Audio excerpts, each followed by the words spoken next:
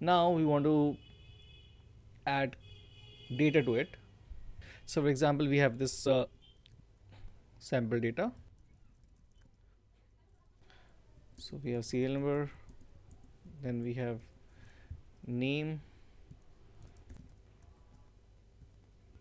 and then we have location,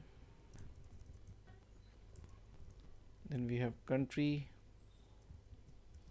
which would be, let's say, same as this one, and then employer ID would be some random numbers.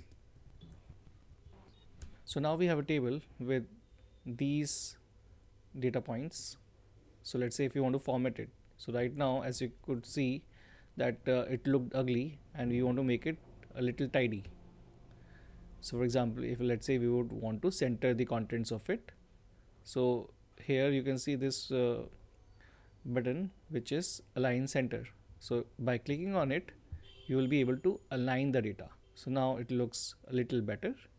Now let's say you want to make it a heading, and heading typically is bold and has some background, so you can just click on this down arrow to make it a little gray so that it looks nice.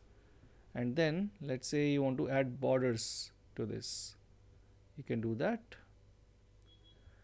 by going here, and here you can see we have borders.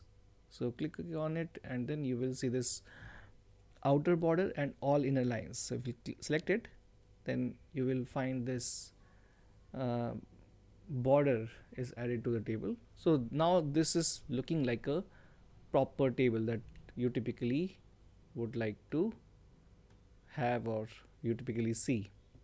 Thanks so much for watching this tutorial. If you liked it, please subscribe to our YouTube channel, and if you didn't, then leave a comment so that we can improve it further. Do watch these suggested tutorials to learn even more, and do let us know what you want to learn on Being Skilled.